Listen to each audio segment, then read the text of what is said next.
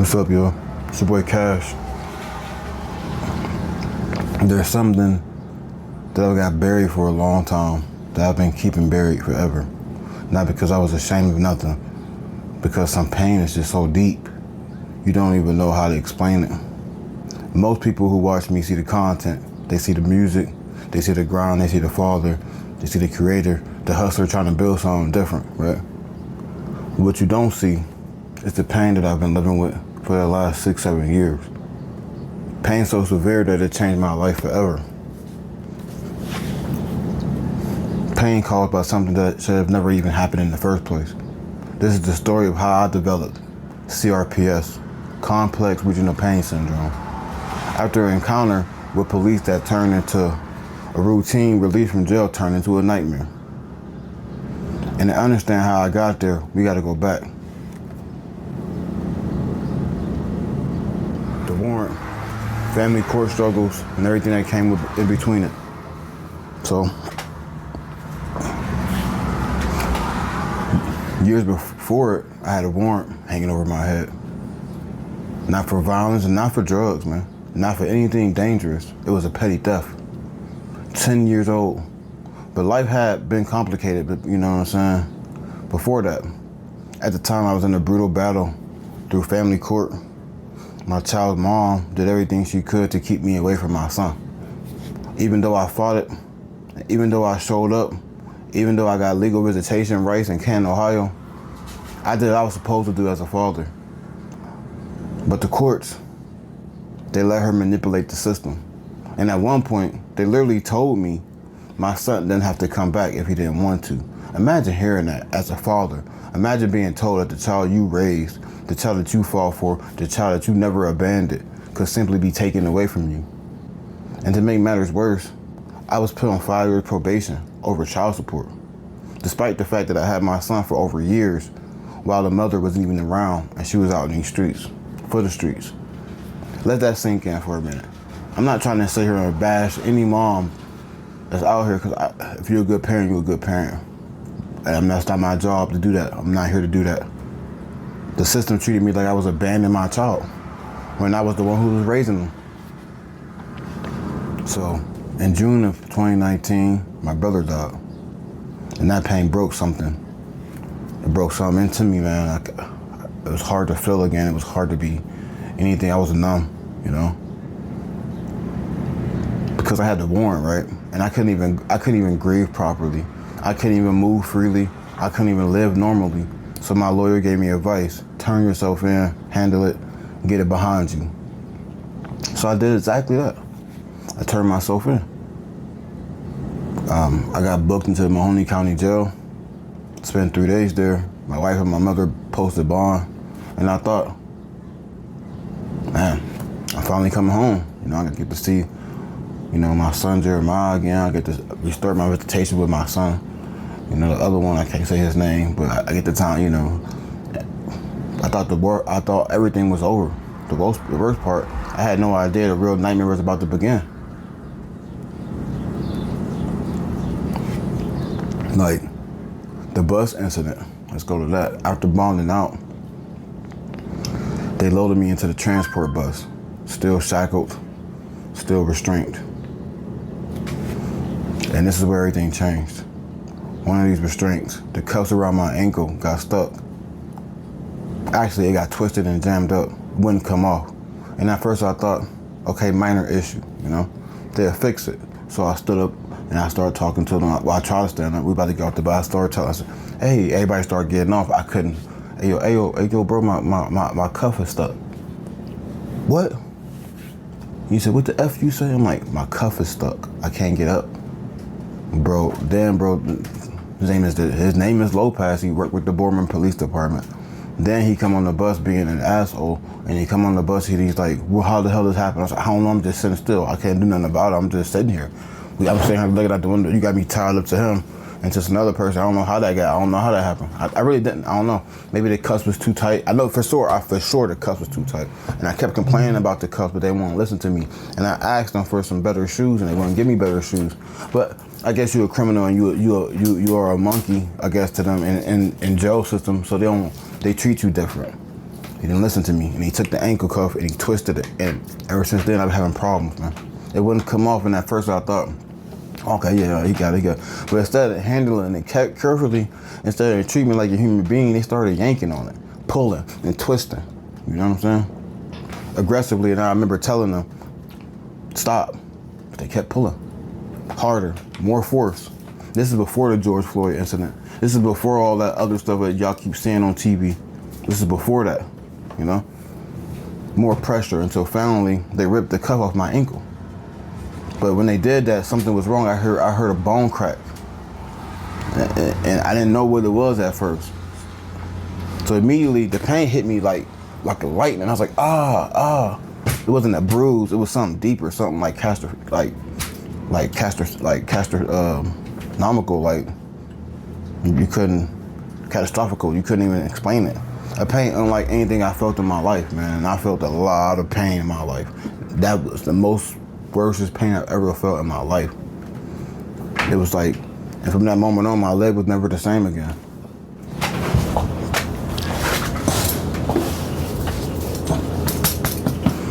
And at first, I thought maybe it was temporary, right? Maybe a strain, maybe I'll heal, but the pain didn't go away. It got worse, and it got worse and worse and worse. And then it came my diagnosis, man. I went to a whole bunch of doctors, couldn't figure it out. I had a boot on my leg forever. That was hurting me. I couldn't figure out why I was getting hot. My leg was getting hot, and then electrocution started happening. So I went to a foot doctor, finally got the answer. They gave me some kind of crazy doctor that was for sports injury. I wasn't even playing sports. Hold on, y'all, I'm trying to keep this dog whoop. You go in the cage. Go ahead, man. Go ahead. So, complex pain, regional pain syndrome, CRPS. That's one more time. Because I don't know, people don't understand my injury. They don't never get it. Even my whole family don't seem to understand what's been happening to me. It's complex regional pain syndrome, a condition known to be one of the most painful chronic pain disorders in medicine history. They call it disease because some people literally cannot live with the pain. Think about it, right? A police transport incident turned into a permanent neurological disorder. My nervous system changed, my leg changed, and my whole life changed forever. Else feel like, I'm gonna tell you, people hear leg injury and think, oh, maybe it hurts sometimes. No, bro, CRPS is different. Imagine your nervous system permanently stuck in panic mode. Imagine your leg feeling like it's burning every day and being stabbed all the time, electrocuted from the side or the inside, crushed under weight that isn't there, you know? Imagine how that feels. It's worse than having cancer. Every day. It's not once a day. It's every day. No off switch, no break, no relief, just pain. And the craziest part, most people can't even see it. So they don't understand it. So they think because you smile, because you can work, or because you can create content, or you can move around, that means you're okay. It's not. I'm not okay. I haven't been okay.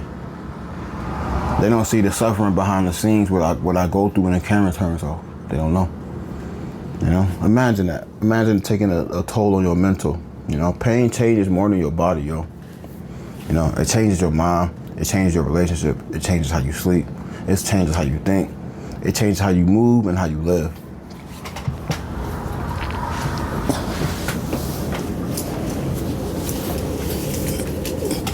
Matter of fact, he with my dog. He's been an asshole lately, but he's okay. He's been really bad. But he's just a puppy. He never want to go to sleep in a crate. He just wanted to sleep wherever he wants. So I've been kind of like doing what I had to do with him. A little quick moment. Maybe I thought you saw you a puppy. I probably don't care, but I care. So like, there were days I didn't even know if I can sleep, man, or I can keep pushing. Days where the pain made me angry.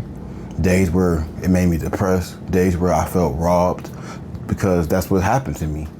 You know, I don't blame nobody for what things that happened, but this situation is totally different. You know, because I was robbed of normalcy, robbed of peace, robbed of the body part that I used to have that I can't really use no more. By people who's supposed to handle the situation professionally, They didn't handle it like that. They didn't care about how I felt, you know? Why I'm speaking now? Why the story all now, right?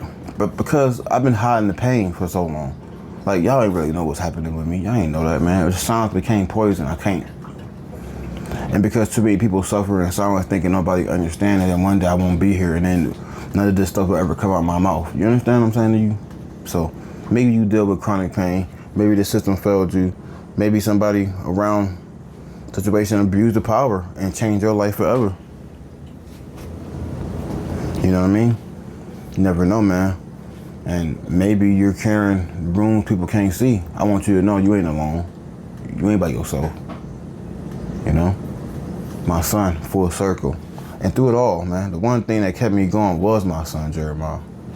The same son that was, you know what I'm saying, like, try to stop the relationship with the other son, too. So let's bring that up, too. The other son that they try to keep me from. The same son, of course, told me I didn't have to come back. He didn't have to come back to see me. That little boy is now 17 and almost grown. And despite everything I did for him, I never stopped being his father, never. So, you know. So Jeremiah, he my son. He's been with me the whole time, and I know he don't feel that same way as my other son feel about me. And really, I didn't do nothing to him. It's just people corrupt him, and when people corrupt the situation, the situation becomes bleak. I never stopped being his father. Never. No court, no warrant, no pain, no system could take that from me. I just went to court at the beginning of this month, and they just had me go through the rigmarole, and I was in Trumbull County. And had a guardian ad litem, and a guardian ad litem sided with the mom and lied about some lying, wasn't doing his job professionally. You know, I should say his name on here so y'all can go look him up. I don't even care. The court in Trumbull County just sided with the mother and was telling me they was gonna have me go through therapy with my son, and I had to get supervised visitation when I ain't do nothing about. I didn't do nothing wrong. Supervised visitation is for junkies. It ain't for nobody who been around his kid this whole time. And just one lie, a whole lot of being in court for this whole time. I got probation, by the way. But that whole time I've been on probation, I was chasing to get my son back. Ain't that crazy? So a whole year I ain't seen my kid, and they just kept him from me. So I went to court after going back and forth with the other court, who get it transferred to this court, who stopped my visitation from this court. I went after like the fourth time of going, and after I heard all the bull crap came out their mouth, even the guardian ad litem was asking for more money. I'm like, what you talk about, bro? I got the paper. The paper already states that it was waived, and he was in court just being like an ambiguous liar, you know? And that's fine. Do what you gotta do. I was like, hey, Your Honor, I want to withdraw my motion. I want to withdraw everything I'm doing. I'm done. Because how much can you keep fighting? They even told me, he told me before that happened, he's 17, he really don't, if you want to come back, you can't force him, you can't do this, you can't do that. Okay, I can't force him. I throw my hands up. I let God handle that. So this is the story that y'all gonna get now, because I ain't never talk about this shit ever again. So the next time you hear about it, or if you ever see me again, you would know. If you don't see me again, you know why. A lot of things happen for a reason. Sometimes God give you the reason, but sometimes you don't even know the reason. And that's the truth of it all, you know? So yeah, that's the secret, bro. That's what I live with every day. That's why some days are harder than others. That's why I move differently.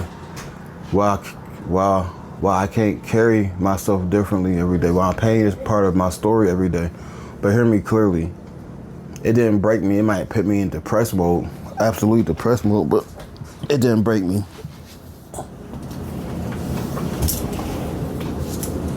So it hurt me. It did change my life, but it didn't destroy me, because every day I wake up, I keep going. I keep going for my family that cares about me.